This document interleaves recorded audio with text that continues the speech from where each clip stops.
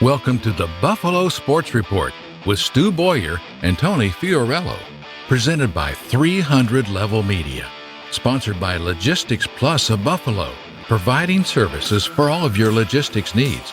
Now, here's your host, Stu Boyar. Welcome to the Buffalo Sports Report. I'm Stu Boyar. He's Tony Fiorello from the 300 Level in Western New York Athletics, and you're on Western New York Athletics.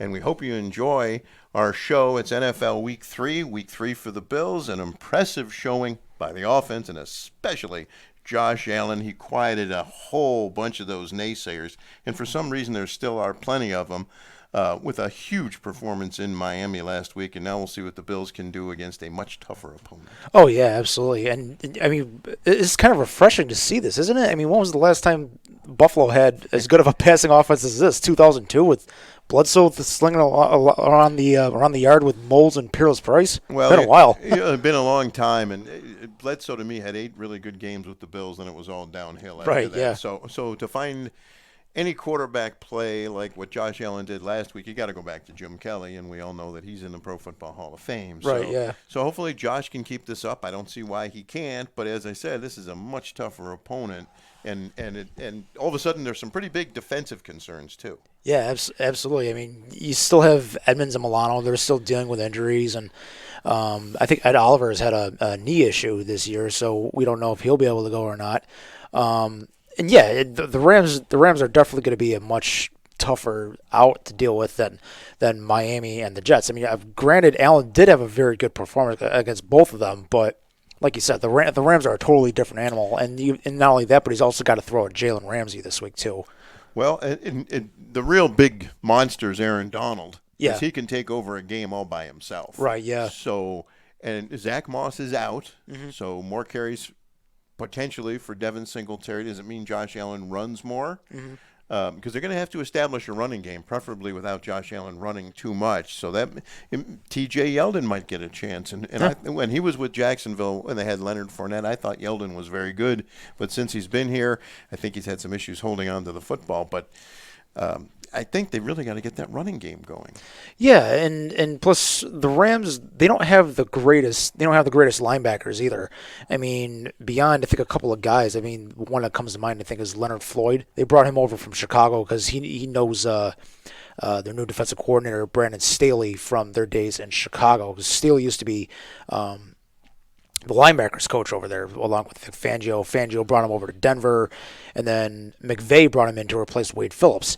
So, I mean, like you said, the number one guy they're going to have to concern themselves with is obviously blocking Aaron Donald. I mean, if he's not the best defensive lineman in the NFL, he's easily top 3, top 5. But, yeah, they've got to take care of him, and then, and like you said, control the line of scrimmage and make sure that, he doesn't get in the backfield and disrupt anything. Be able to control and like you said, start that running game a little bit going. That's going to be quite a challenge. They're going to have to double team him. Yeah, probably. Without Edmonds and Milano, that middle area of the field was exploited by Miami, and Los Angeles is going to do something similar. Right. And the Bills have always historically, I think, have issues with tight ends, and they got a pretty good one over there with Higbee. Yeah, absolutely. And I mean, the funny thing is, the last number of years, you see the Rams, their offense is completely centered around Gurley, Brandon Cooks, who's now in Houston, and you also have Woods and Cooper Kupp, and I think when Kupp got hurt last year, and when Gurley got hurt last year, they've really forced Sean McVay to figure out how to beat offenses with different players, and he realized just how good Higbee it was. And I go back to week 1 against Dallas. There were a lot of tight end screens in that first game, and not only that, but they also have this one tactic that they like to use if their offense gets in a bind. If it's like 3rd and long, I think it's commonly referred to as like a leak type of tactic, where it's like a play action bootleg to the outside. The tight end will leak out to the opposite side, and he'll just kind of throw back across his body down the sidelines, and the tight end will be wide open. He and Kyle Shanahan both like to use that same tactic a lot, and I could see the Rams trying to use that if they get into some sort of a jam at some point, week 3. Well, both teams seem to run an awful lot of play action pass. It's a Yeah. huge part of their game. So who's going to, as usual, I hate this word, but it's the truth, who executes it better Right. usually wins. But in this league now, it seems to be all about offenses. I mean, Stephon Diggs with a huge game last week, which is exactly why the Bills got him. More opportunities for the other guys. John Brown has a little bit of a shoulder injury, but he's out there practicing and is expected to go. Sean McDermott said Friday morning he'll watch Milano and Edmonds in practice and see what they look like before making any decisions on Sunday. Bills need those two guys back. Oh yeah, absolutely. And like you said, you've mentioned that whole thing with the recent trend towards much more play action over the last few years. The whole idea that you need to be able to establish the run in order to be able to do that, that's a complete myth. You don't need to do that in order to be able to establish play action. And not only that, what the Rams love to do is send a lot of guys in motion, and they can do an awful lot of stuff off of that. Whether it's pitching it to the guy on an end around, having him just go in motion as a distraction tactic, maybe to remove a linebacker from the box. I've also seen them send receivers in motion and then do like I was referring to earlier with those play action bootlegs. They'll have Goff roll out to one side, and then they have that receiver who's going in motion throw it back to him on a screen. I think I remember them doing that with Woods back in Week 1 against Dallas. But they do an awful lot of that, of sending those guys in motion, whether it's to free them up off of press coverage, or just to remove a guy from the box in order to be able to establish the running game or whatever. Buffalo's they're going to have their hands full with trying to figure out how to be able to deal with that, especially if Edmonds and Milano can't come back. Well, it's interesting because 2 years ago the Rams were really good. Last year they weren't very good. Now this year they're looking like they're going to be very good again. And a couple of interesting matchups: Stephon Diggs, Jalen Ramsey, and Tre'Davious White, perhaps Robert Woods. Perhaps I don't know that for a fact. And Woods is dealing with, or White is dealing. Excuse me, Tre'Davious White, not Woods. He's got a little shoulder issue too. Mm-hmm. But I just think you've got the two top cornerbacks in the league, or certainly the two highest paid in the league, and it's a little showmanship, one on try to one up the other in there. The guys always deny it, but come on. Yeah, you think there's got to be something like that, going on between maybe, they'll just go out and want them play at the top of their game anyways, no matter who's on the opposite side. That's very true. And Josh Allen, wow, what a game last week. Yeah. I mean, can he continue that? There's no reason to think that he can't. Right, yeah. I think he could. So do I. I think he will. Yeah, depending on how much he wants to test Ramsey and see how much he wants to throw at Jalen Ramsey and whatnot. So. Well, the other thing is he's got other guys he can use. Beasley becomes a factor. Yeah. I mean, Dawson Knox, I think I read, is out. Mm-hmm. Brown, if he's healthy, yeah. Yeah, and Brown got that last touchdown last week, and you got to love everything about that offensive performance. We haven't seen that, like you said, in a long, long time. So it's very encouraging. And what about the next 4 weeks, starting with this week? That might give us a better idea of exactly what this team is going to be this season. It might be the toughest 4 weeks. It's up there with among one of the toughest 4 week stretches in the NFL. I don't know if you exactly want to call it a murderer's row of opponents, but I mean you've got the Rams coming up. You have. You go to Las Vegas the next week and play the Raiders, who are 2-0, and I don't think anybody saw coming what they did to the Saints on Monday night. They were impressive, my weren't they? goodness, yeah. And Josh Jacobs was a little banged up, so yeah. they got a lot of other weapons there. I give them credit because they traded Khalil Mack, and all of a sudden it's like, what is going on out there? Right, they're good. I almost want to, on some ways, I almost kind of want to equate that to what Dallas did with trading Herschel Walker, because they got a boatload of draft picks for him, yeah. and at the same time, the Raiders did need to rebuild a little bit. Yeah. I mean, obviously, nobody really wants to give up as good of a pass rusher as Mack is, but at the same time, it's like, the Raiders had so many needs. But, John Gruden's no dummy, and neither is Mike Mayock. I mean, honestly, I always regarded him as maybe one of the best draft analysts out there, if not the best guy. And then, obviously, the NFL Network, they really loved his insight, and obviously so did the Raiders. That's why they hired him. But anyways, then you've got the Rams, you've got the Raiders, and then after that, I believe, is Tennessee, and then Kansas City? And then Kansas City on Thursday night. Oh my goodness, that's going to be What a stretch. I don't know well, Patrick Mahomes is how Kansas City beat the Chargers, but LA should have won that game 6 times over. Yeah. And then when he needed it, here comes Mahomes, and your goose is cooked. Mm-hmm. And that's another story, the whole Tyrod Taylor fiasco. Yeah. How is that possible? That's the Chargers for you. They've always been the second or third rate franchise. I mean, you can start right at the top with Dean Spanos. I mean, you go from him on down. There's a reason why they've never won anything. But and you look at them. Tyrod gets that, he gets that shot in the ribs and whatnot. He goes out for the day.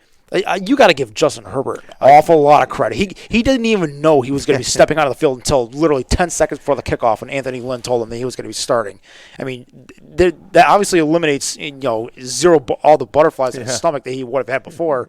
But he goes out and he goes against a pretty decent defense in Kansas City, and he played really well. I thought so too, and he and maybe Joe Burrow are maybe rewriting the book a little bit on rookie quarterbacks, because Burrow was impressive that Thursday game against Cleveland. Right. But back to the Bills, it's the beginning of a tough stretch, and it's really unfortunate for lots of different reasons. The whole COVID thing, that there are no fans in the stands. Yeah.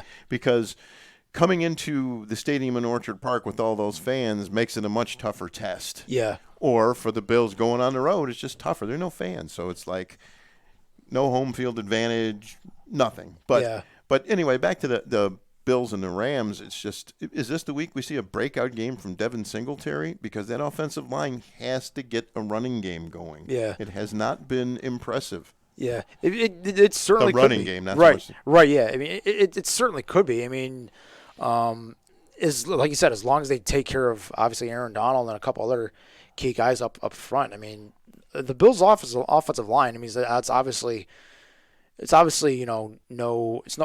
slouch. I mean, they can get the job done. It's just, I think it's just a matter of when they'll be able to do it. And I do think that it could happen against the Rams, but we'll see. Well, hopefully they don't allow Aaron Donald to blow them up. Yeah.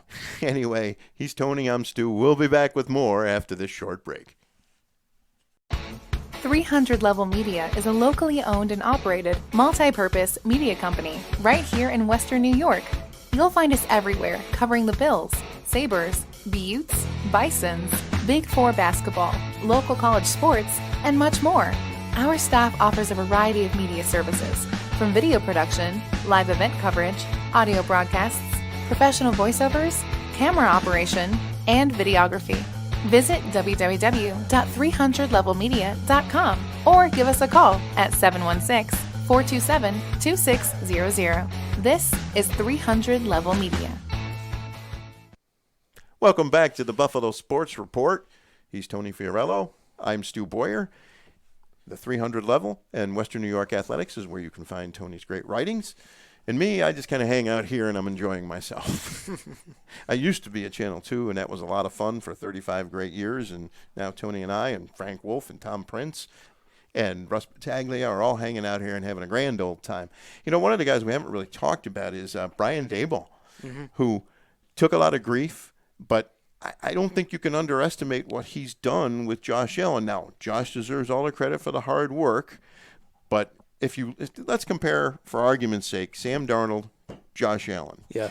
Darnold's in a horrible situation, and it doesn't look like it's going to get any better. Right. Okay? He hasn't had the coaching, hasn't had the players around him. Don't forget Brandon Beane's done a great job putting players around Josh. Mm-hmm. Not the same for Darnold or Josh Rosen. Now, obviously, Lamar Jackson, Kyler Murray, the other guys in that class, they're in a category by themselves. Baker Mayfield, too, yeah. Yeah, I forgot about him. Yes. Yeah. But there's another guy that, look what the Bills have done with Josh. It was I know they didn't really want to play him that first year, but it was A.J. McCarron and Nate Peterman. There was no reason for him to sit behind those guys. Right. So he got rushed in there a little earlier than they wanted. But step by step by step, there's been tremendous improvement. He exploded last week. And the expectations are for him to continue. A lot of expectations. Josh puts it all on himself. But without Brandon Beane, Sean McDermott, and Brian Daboll, he wouldn't be close to where he is. Oh, yeah. I mean, Daboll, as we all know, he came from that Patriots coaching tree. And, granted, not a lot of guys leave Bill Belichick and it has success elsewhere. But Daboll's a smart enough guy to know that you can't stick Josh Allen into a certain system and say, okay, go be Tom Brady. You know what I mean? For example, he can't do exactly the same things he could. I mean, and he adjusted his system when he was at Alabama, when he went there and helped the Crimson Tide win a national championship there. He's done the same with Josh. I mean, he's taken some concepts, from what Cam did with Carolina, and maybe Sean McDermott had something to say about that. But he's a smart enough guy, and he's got enough wrinkles enough in his system and enough concepts to throw at other teams to keep them honest. And it seems like he's probably one of the better coordinators in the NFL. There's a reason why after last year, I believe he got a head coaching interview or two. I think with Cleveland. Yeah, and before, I think even he might have even gotten some interest from Green Bay even after that for that first year. And at that point, he really had nothing to work with. Well, he's very creative. Yeah. And now he's got weapons to work with, oh, yeah. which he didn't have previously. Mm-hmm. And that continuity on the staff, and for the quarterback, Darnold's how many coaches and coordinators. Yeah. That continuity is huge. Josh has worked with Brian. He knows him, and here's the most important thing: he trusts him. Yeah, and that's such a an underrated thing that you need with your quarterback and your coaching staff, is that being able, not necessarily continuity, but that trust factor. I mean, you look at like you've mentioned, you look at what Sam Darnold, what's happened with him and the Jets. And you're wearing green, by the way. But point that out. It's not. This is not necessarily a thing to. I'm no Jets fan. I can tell you that much. But I will say this. I mean, on one hand, it's more of an indictment on Adam Gase more than anything. Yeah, exactly. Yeah, you can't really blame Joe Douglas, because if in all honesty, he's only really had one offseason to kind of fix the Jets, because they hired him only, I think, last summer in 2019. Well, I know the Bills extended Sean McDermott. They really need to extend Brandon Beane. Yeah. And what a brilliant move to get Stephon Diggs. Oh my goodness! Yeah, for what was it, a first and a fourth, maybe an extra? I don't care or something. I don't care whatever it was. Yeah. I mean, wide receivers like Diggs, and the thing that I really love is the buy-in. Yeah. On this team, from Diggs, from Josh, from everybody. They've all blended in. Yeah, Diggs is just blended in. He's fit this team like a glove. I mean, he comes in. He's probably, if he's not the best route runner in the NFL, he's right up there. And he's really meshed well with Josh and everything else. And good on Beane. I mean, he knows value when he sees it. I mean, you basically give up a rookie receiver like Justin Jefferson in order to get Diggs, who's 26, and he's got like another 4 years to go left on his contract. He's going to be here, and he's going to be right smack dab in the middle of his prime. He's a game changer. You get an established guy. You don't have to wait for a rookie to develop. He is a game changer. And you know what? Brandon Beane has done a great job of building this franchise. And the cool thing for all of us who follow the team is we've seen it step by step by step, going back to when Beane and McDermott started. Mm-hmm. And yeah, there have been frustrations along the way, and not every decision has been perfect, but that's to be expected. But if you look in the big picture, and for once the Pagulas got it right with the coach and the GM. I think, by the way, they got it right with Ralph Kruger, and so far Kevin Adams has made a good move, but that's on the other side of that. Right. But what I'm saying is the Bills really need to extend Brandon Beane. It's a long way of saying that. Yeah. Every time I think of Brandon Beane, the very first thing I think of is how in the world did Carolina let him get away? Because I believe it was the year that he came to Buffalo. A couple months later, they fired Dave Gettleman, and they ended up having to go back and bring back Marty Herney, who they fired before because he was in Carolina during the John Fox years, and that team declined after their success in the mid 2000s. They bring him back, and it's been all downhill from there for the Panthers, and they must really regret letting Beane walk out of the building there and come to Buffalo, because he's done a absolutely fabulous job. Well, if the Panthers don't regret it, they should. Yeah. And one of the things that I really like about Brandon Beane is I remember all along he said before they drafted Josh Allen, when they drafted Josh Allen, and this is what I like throughout the organization, the accountability factor. And it starts at the top where he said, I have to get us a franchise quarterback, and that's on me. Mm-hmm. And he was right, and he's done it. Yeah. Josh Allen is a franchise quarterback. Now, for all you naysayers, you know he's going to have some games that aren't perfect. Right. Name a quarterback who doesn't. Right. And he's not look. Let's be honest with Allen. He's not a Peyton Manning. He's not a Tom Brady. He's Josh Allen. Right. He's a very good on the rise quarterback, but he doesn't come without flaws. I mean, there's going to be a couple throws here and there where he'll overthrow somebody or won't have the absolute perfect accuracy that you want. But I mean, and that's not to say that you can't want more from him, because he can always strive and get better, and he's shown that through 3 years. But I'm just saying. I mean, Josh Allen, he's not perfect, but he's on the rise, and he's looking pretty darn good right now. Well, and a couple of things, the intangibles with Josh, the leadership, the accountability, the teammates love him. Go back to that 4th down play in Dallas last year. I mean, and you know what? This is going to sound really weird, but why do guys like playing with Ryan Fitzpatrick? Did you see last night? Because he puts his head down and he's not afraid to make a play for the team and take a big hit. Well, Josh is the same way. They're tough guys, and guys will respect that, and they rally around people.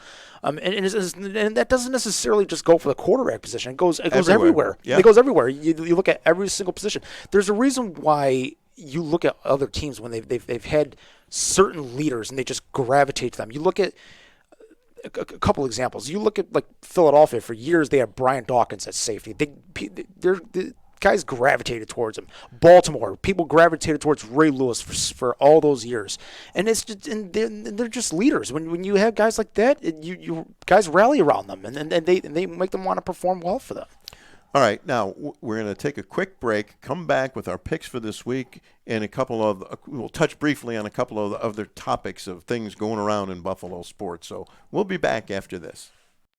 Logistics Plus is a global transportation provider headquartered in Erie, PA, with locations worldwide, including right here in Western New York. Logistics Plus is consistently recognized as a fast-growing transportation and logistics company, great supply chain partner, top freight broker, leading project cargo manager, and a great place to work. With a strong passion for excellence, our 500-plus employees put the plus in logistics. Call our Buffalo office today for an efficient, personal approach for all of your transportation needs. Welcome back to the Buffalo Sports Report. I'm Stu. He's Tony. We're going to pick the Bills game momentarily, but first, a couple other items. The Toronto Blue Jays, a team that lost more than 90 games last year, is in the American League playoffs. They beat the Yankees 4-1 last night to clinch a playoff spot. And honestly, I'm a huge Cleveland Indian fan. If you know me, you know that. But it was awesome to see the Blue Jays do this in Buffalo. They've been great fun to watch at Salem Field. Yeah, and even if you're a fan and you can't go to Salem Field to be able to watch the game, I mean, you could take some sort of civic pride. Even if the Blue Jays are from Toronto, not exactly from Buffalo, they're still getting to the playoffs, and they've played half of their games in Buffalo. But it's just been such a weird season. You're only really playing from July through September, and then the playoffs are starting, I think, next week? Yeah, this is the last weekend of the regular season. Yeah. And it's so cool. Like, I've watched a bunch of Blue Jays games, like the Yankee games are on the Yes Network. Mm-hmm. Some games are on the MLB Network. It's just great because Salem Field and all that great publicity for Buffalo nationally, the Chamber of Commerce couldn't buy that in a million years. Right, yeah. And the cool thing about this Blue Jays team is a number of guys on the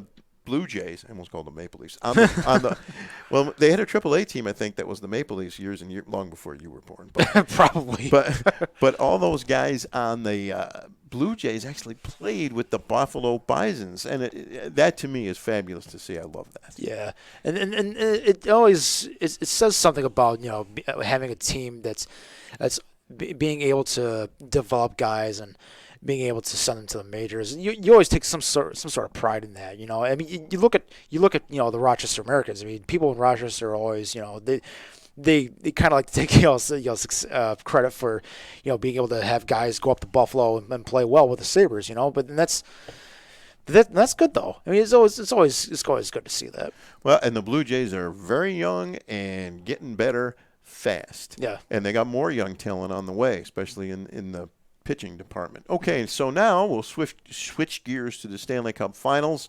Tampa leads the series 2-1. It's the finals. Hockey will start again in December, January, whenever. It's kind of weird having this in September. But Steven Stamkos, gets 2 minutes and 47 seconds of ice time, scores a goal. Yeah. Because he'd missed everything in the playoffs. But I'll tell you what. Tampa, when they get rolling, I don't see how anybody can beat them. Even though I know Lance Lysowski from the Buffalo News, I think, did pick Dallas. Who did you pick way back when? Who did you pick to win the Cup? Do you remember? At the start of the finals or at the start of the playoffs? At the start of last season. Oh, start of last season. Do you remember? Yeah, it was probably Tampa. Okay. I think a lot of people picked them too. Yeah, well, with good reason. I mean, especially after they got embarrassed in the playoffs by Columbus. Yeah, 4-game sweep. So anyway, your take now on where the finals are at, and can Dallas come back and make it a series? I mean, Tampa. I think Dallas. I think there's a small possibility that they could. I mean, they play so well of a two-way game that they could, but they just don't have the same amount of firepower that Tampa has. I mean, you just look up and down their lineup. I mean, you have not even just Stamkos, who came back. What did you say? He said he came back, played 2 minutes, and scored a goal. Yeah. I mean, that's the kind of impact that he had. I mean, not just him, but Kucherov, Braden Point, Palat, Tyler Johnson, Sorelli, Yanni Gord, and then Victor Hedman. He'll probably win the Conn Smythe if Tampa ends up winning the whole thing. And the only way I think Vasilevsky, yeah. Well, the only way I think Dallas can win this is if their goaltender, who has stood on his head numerous times in the playoffs, can do it again. But he's got to do it for 3 more games. Right. And Hugh Dobin's been pretty solid. Take it over for Ben Bishop. I mean, Bishop, when he came back against Colorado in the second game, he just didn't look right. Hugh Dobin comes back in, and everything was all right with the world with in Dallas at least. But he's played well. The Dallas. I mean, Dallas isn't. I mean, obviously they're not just some sort of Cinderella team making a run. No. I mean, they've got some guys. I mean, Jamie Benn, he's been good, but Jamie Benn hasn't played well in the finals. As far as I know, I don't think he scored a goal. Tyler Seguin has struggled all postseason long, and he didn't have the greatest regular season either. Isn't that amazing how that can happen? Yeah. And these guys are great players. Yeah. And more often than not, the great play. But here's the thing. You're going to get what you're going to get from your great players. That's to be expected. Yeah. More often than not, it seems it's like the role short guys. series are decided by the role guys. And I think Tampa's got better role guys than Dallas. Yeah. There's a reason why Julian Breezewell gave up so much draft capital to go get guys like Blake Coleman and get him and Barclay Goodrow and be able to get some other role guys in too. But they did that because they realized that. I mean, as much skill as you could have, and obviously that's a very important thing to have.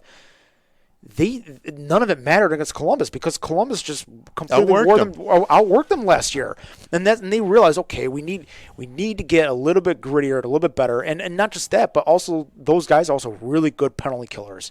They've come in there and they've been lights out on that unit. I mean, as far as I don't think Dallas has really done all that much on the power play, and their power play was clicking like crazy the first 3 rounds, and then all of a sudden against Tampa, as far as I know, I think it's kind of petered out a little bit. Yeah, kind of dried up a little bit.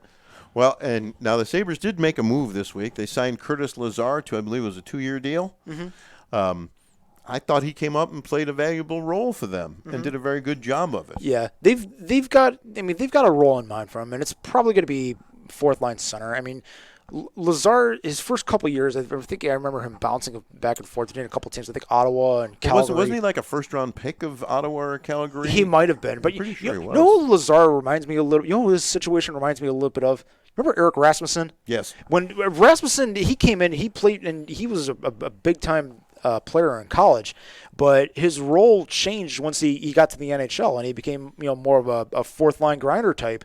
That's kind of what Curtis Lazar reminds me. His situation reminds me of a little bit. I mean, he's not the most talented guy, but he's going to be one of those guys who's going to stick around for a while and provide contributions of some sort. Well, and he can do that as a 4th line center. Well, I thought he had a pretty good knack for making some key plays at key times. Yeah, he did. He was.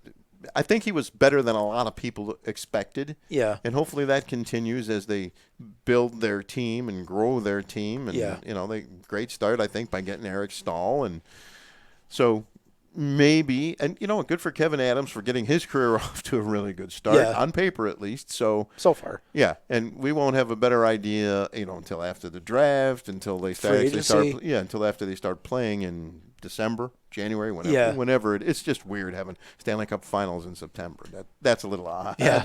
All right, now we've come to the most important part of the show. Mm-hmm. You have to make your pick on the Bills game. Then I get to make mine. Yeah. Let's see here. I could say Buffalo beating the Rams. Yeah, so can I. I'll pick Buffalo 28-24. Okay. Yeah. I'm going to say Buffalo 27-24. Supposed to be some high winds at the stadium Sunday. Mm-hmm. So I'm going to say it comes down to Tyler Bass getting the opportunity to kick his first game-winning field goal, and he delivers. And it's not going to be a short kick. It'll be somewhere between 40 and 55 yards. Yeah. That's pretty specific. So, and I think Josh Allen has another big day. My big concerns are that when the Rams have the ball in the middle of the field where the linebackers are. That's my big concern. Your biggest concern? At least for the Bills wise, it's some of their health guys. I mean, you said, I believe I just heard that you said Zach Moss is probably not going to play. He's out. He is out. Yeah. As long as they ride Singletary and use him to full effect, and maybe if T.J. Yeldon can step up and play well behind him, and as long as they, like you said, as long as Buffalo can take care of Aaron Donald, on their defensive line and be able to scheme up ways to get big plays in the passing game, provided if Jalen Ramsey is going to be all over Stephon Diggs, if they can get contributions from John Brown, Beasley, whoever lines up at tight end if Dawson Knox is out. Pretty sure I read where he's out too. Yeah, if Knox is out, then you've got Lee Smith and a couple other guys at tight end. So, but as long as they can be able to take advantage of those guys, I think they've got a pretty decent chance of winning him. And as long as they can be able to handle Sean McVay's system and be able to figure that out. All right, so we think, because we're optimistic, that the Bills will be 3-0 when we talk to you next time. I think the Josh Allen show continues. I just think he's going to continue going up that way. Anyway, for Tony Fiorello, I'm Stu Boyar. Thanks for joining us for the Buffalo Sports Report. We'll see you next week. Thanks for watching the Buffalo Sports Report, presented by 300 Level Media, sponsored by Logistics Plus of Buffalo, providing services for all of your logistics needs.